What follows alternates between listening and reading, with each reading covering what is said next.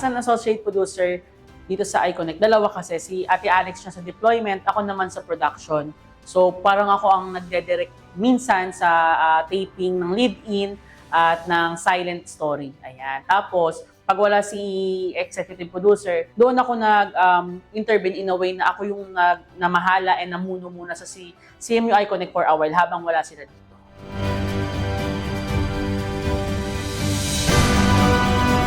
So yung meron sa CMU iConnect na hindi alam ng iba or ng mga viewers natin is meron tayong solid na core. Meron tayong humble beginnings. Andyan si EP Carlo, si Prof. Jen, si Master Editor James. Kasi kung wala yung tatlo na to, hindi magpa-flourish ng sobrang ganito kalawak yung CMU iConnect.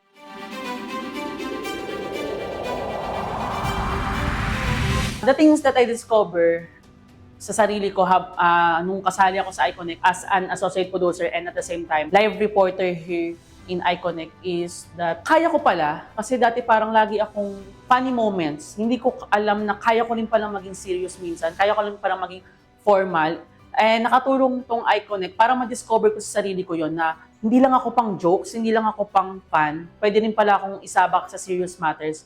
Pwede rin, may leadership din pala ako. Kaya ko rin palang mamuno ng isang organization for a while. Joining CMU iConnect helped me realize na I have my voice to use, na parang magagamit ko pala ito para mag-guide sa mga ibang students para mapunta rin sila sa posisyon kung nasaan ako.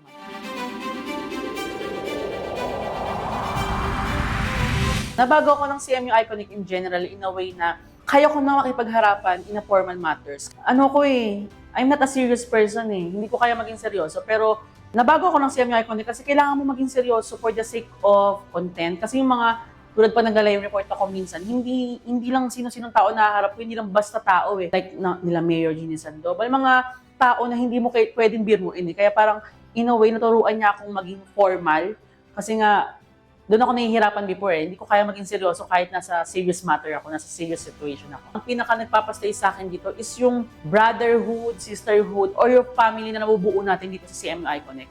Kahit pagod ako minsan sa school, sa mga subject, pagpupunta ako ng studio, tapos makikita ko yung mga members natin na, alam mo, may band tayo to, ganyan. Parang isa kayo sa wake ko para mawala yung pagod ko. Parang may ganun akong sistema. Dramatic pakinggan, pero totoo yun nararamdaman ko. Tapos minsan mas excited pa akong pumunta sa studio kaysa pumasok sa room. Totoo yun, hindi na lang basta yung trabaho o yung achievement. Piling tao na special sa akin, sila yung nagpapastay. Isa na rin si Prof. Jen, kayong lahat ng, akilan nyo na kung sino kayo.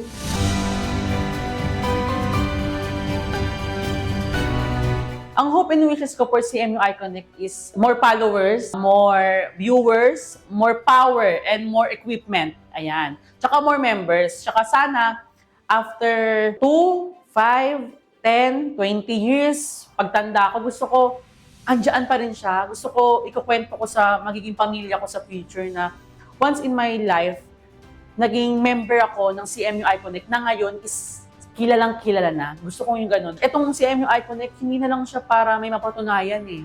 Etong CMU iConnect ang magiging tahanan na ng mga future journalism students na magiging journalist in the future. Hindi na lang siya basta ginawa natin to for the sake of followers, for the sake of... Hindi. Ginawa natin tong CMU iConnect para sa near future, ito na yung magiging training ground ng mga estudyante ng journalism na CMU, City of Malabon University, na merong CMU iConnect. Happy anniversary, CMU iConnect! Ako, si Nico Simon Fernandez, konektado para sa kabataang Malabueño.